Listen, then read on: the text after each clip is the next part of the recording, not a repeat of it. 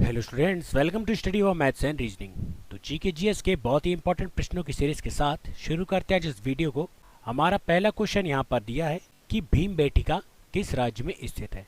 भीमबेटका किस राज्य में स्थित है दोस्तों, इसके ऑप्शंस देख लेते हैं। Option A Madhya Pradesh, option B Uttar Pradesh, option C Rajasthan या ऑप्शन डी बिहार। तो इसका करेक्ट आंसर यहाँ पर क्या हो जाएगा? इसका करेक्ट आंसर यहाँ पर हो जाएगा ऑप्शन ए मध्य प्रदेश। जो भीमबेटका है जो एक पुरातात्विक स्थल है दोस्तों, यह मध्य प्रदेश राज्य में स्थित है। ये रहा दोस्तों भीमबेटका, जो कि मध्य प्रदेश राज्य में स्थित है। परंतु अगर हमसे पूछा जाए कि मध्य प्रदेश में भी यह किस स्थान पर स्थित है, तो यह रायसेन जिले में स्थित है। मध्य प्रदेश का एक जिला है रायसेन जिला, जहाँ पर भीमबेटका स्थित है। अब इसके खोजकर्ता भी पूछे जाते हैं दोस्तों। तो भीमबेटका की खोज डॉक्टर वी.एस. वाकाडकर के द्वारा सन 1958 में की गई थी। Doctor VS. वाकाडकर भीमबेटका के खोज करता है। अब इस जो भीमबेटका है दोस्तों, इसमें लगभग 243 गुफाएं हैं। छोटी बड़ी कुल मिलाकर 243 गुफाएं इस भीमबेटका में मिली है दोस्तों अभी तक। बढ़ते हैं हमारे नेक्स्ट क्वेश्चन की तरफ। हमारा नेक्स्ट क्वेश्चन हमें यहाँ पर दिया है कि मोहनजोदड़ो निम्न में से किस सभ्यता से संबंधित है। मोहनजोदड़ो किस सभ्यता से संबंधित है? ऑप्शन देख लेते हैं। ऑप्शन ए सिंधु घाटी सभ्यता, ऑप्शन बी माया सभ्यता, ऑप्शन सी मेसोपोटामिया की सभ्यता या ऑप्शन डी मिस्र की सभ्यता। तो इसका करेक्ट आंसर यहाँ पर क्या हो जाएगा? इसका करेक्ट आंसर यहाँ पर हो जाएगा ऑप्शन ए सिंधु घाटी सभ्यता। तो मोहनजोदड़ो जो है वह सिंधु घाटी सभ्यता की संबंधित सभ्यता है दोस्तों। ये रहा मोहनजोदड़ो।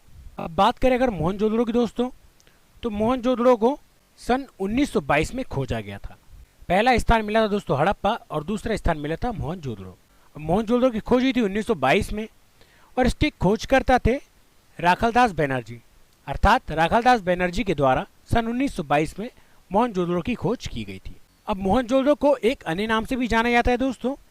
इसे कहा जाता है मृतकों का टीला या मुर्दों का टीला। और अगर हमसे पूछा जाए दोस्तों कि मोहनजोदड़ो किस नदी के तट पर स्थित है, तो यह सिंधु नदी के तट पर स्थित एक स्थान है मोहनजोदड़ो, जो आपको ध्यान में रखना है। चलिए बढ़ते हैं हमारे नेक्स्ट क्वेश्चन की तरफ। हमारा नेक्स्ट क्वेश्चन हमें यहाँ पर दिया है कि MS वर्ड में किसी डॉक्यूमेंट को बंद करने के लिए किस शॉर्टकट की का प्रयोग किया जाता है। तो दोस्तों यहाँ पर बताया गया है कि यदि आपके MS वर्ड में कोई डॉक्यूमेंट खुला है और उसे अगर आपको बंद करना है तो आप किस शॉर्टकट की का प्रयोग करेंगे। ऑप्शंस देख लेते हैं। Option A alter F4, option B shift F5, option C alter F3 या ऑप्शन डी कंट्रोल F3।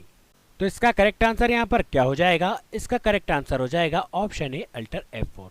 तो दोस्तों यदि हमारा कोई डॉक्यूमेंट खुला है और इसे अगर हमें बंद करना है तो उसके लिए हमें अल्टर F4 की दबानी होगी, जिसके माध्यम से आप खुला हुआ डॉक्यूमेंट को बंद कर सकते हैं। ये दिया है दोस्तों MS वर्ड का एक डॉक्यूमेंट। अगर इसे आपको बंद करना है तो अल्टर F4 का प्रयोग कर आप इसे बंद कर सकते हैं। अब कुछ अन्य शॉर्टकट की के बारे में भी हम चर्चा कर लेते हैं। जैसे सेव की शॉर्टकट की क्या होती है?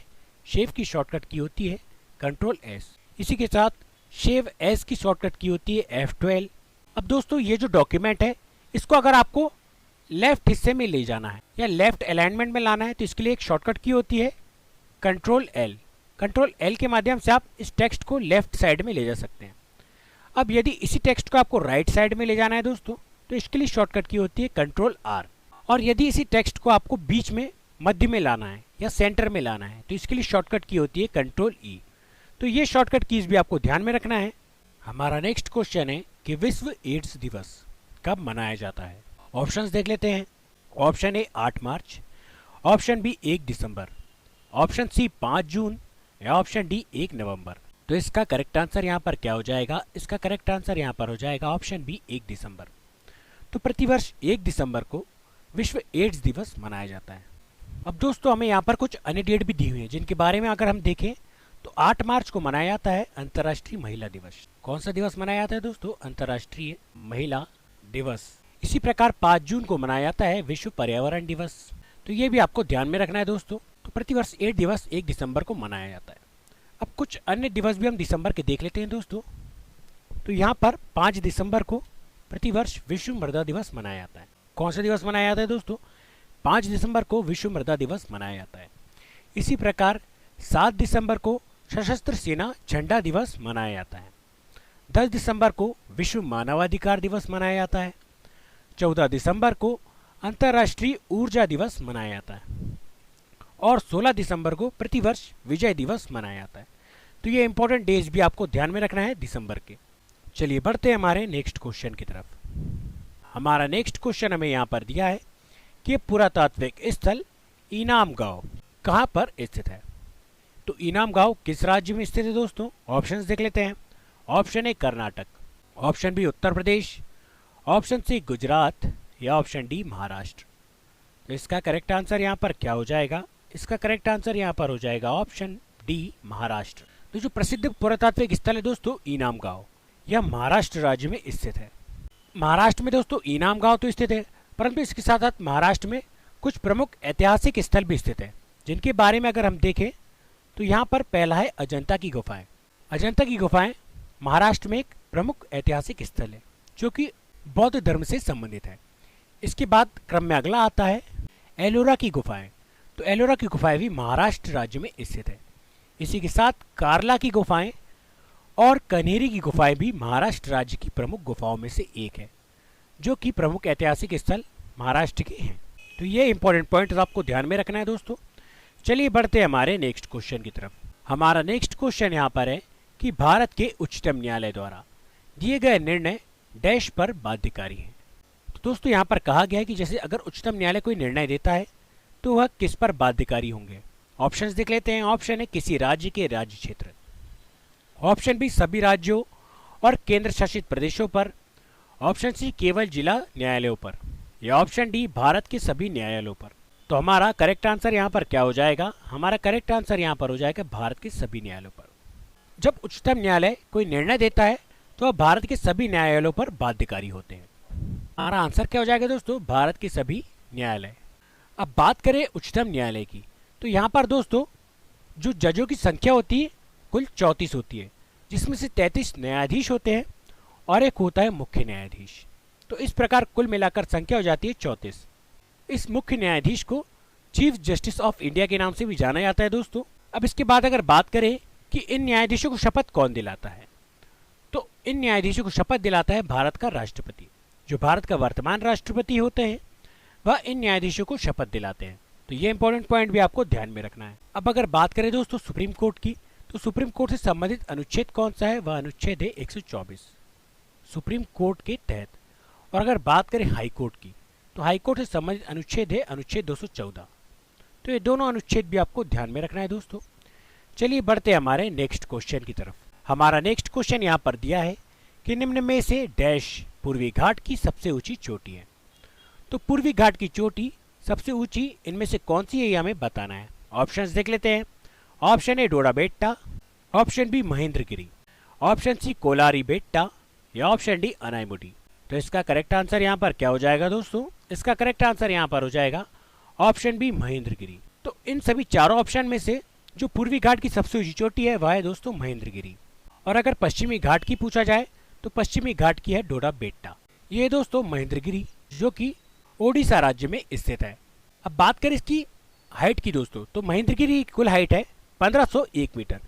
कितनी हाइट है दोस्तों? 1501 मीटर की, और यह ओडिशा राज्य में स्थित है। तो ये इंपॉर्टेंट पॉइंट आपको ध्यान में रखना है महेंद्रगिरी के विषय में। चलिए बढ़ते हैं हमारे नेक्स्ट क्वेश्चन की तरफ। हमारा नेक्स्ट क्वेश्चन यहाँ पर दिया है कि भारत में मौद्रिक नीति डैश द्वारा बनाई जाती है। तो मौद्रिक नीति भारत में कौन बनाता है? ऑप्शंस देख लेते हैं। ऑप्शन ए केंद्र सरकार, option B SEBI, option C ग्रामीण बैंक या ऑप्शन डी भारतीय रिजर्व बैंक। तो इसका करेक्ट आंसर यहाँ पर क्या हो जाएगा? इसका करेक्ट आंसर यहाँ पर हो जाएगा ऑप्शन डी भारतीय रिजर्व बैंक।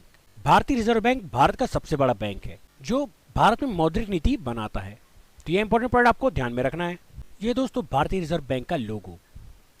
अब बात करें अगर भारतीय रिजर्व बैंक की, तो इसकी स्थापना कब हुई थी? इसकी स्थापना हुई थी 1 अप्रैल 1935 को। 1 अप्रैल 1935 को भारतीय रिजर्व बैंक अस्तित्व में आया था। और अगर इसके राष्ट्रीयकरण की बात करें तो इसका राष्ट्रीयकरण हुआ था 1 जनवरी 1949 को। और इसका जो मुख्यालय है वह दोस्तों कहाँ पर स्थित है? तो इसका मुख्यालय मुंबई में स्थित है, मुंबई महाराष्ट्र में। तो ये इंपॉर्टेंट पॉइंट आपको ध्यान में रखना है। बढ़ते हैं हमारे नेक्स्ट क्वेश्चन की तरफ। हमारा नेक्स्ट क्वेश्चन यहाँ पर दिया है कि प्रथम लोकसभा का गठन कब हुआ था। ऑप्शंस देख लेते हैं। ऑप्शन है 1950 में, 1948 में, ऑप्शन सी 1952 में या ऑप्शन डी 1951 में। तो इसका करेक्ट आंसर यहाँ पर क्या हो जाएगा? इसका करेक्ट आंसर यहाँ पर हो जाएगा ऑप्शन सी 1952 में। तो जो प्रथम लोकसभा थी दोस्तों, उसका गठन हुआ था 1952 में। यह है दोस्तों लोकसभा।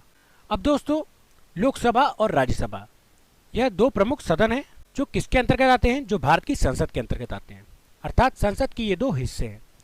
अब बात करें इनके संबंधित अनुच्छेद की, तो संसद से संबंधित अनुच्छेद होता है 79। इसके बाद आता है दोस्तों राज्यसभा। तो राज्यसभा से संबंधित अनुच्छेद है अनुच्छेद 80। और इसके बाद लोकसभा की बात करें तो लोकसभा से संबंधित अनुच्छेद है अनुच्छेद 81।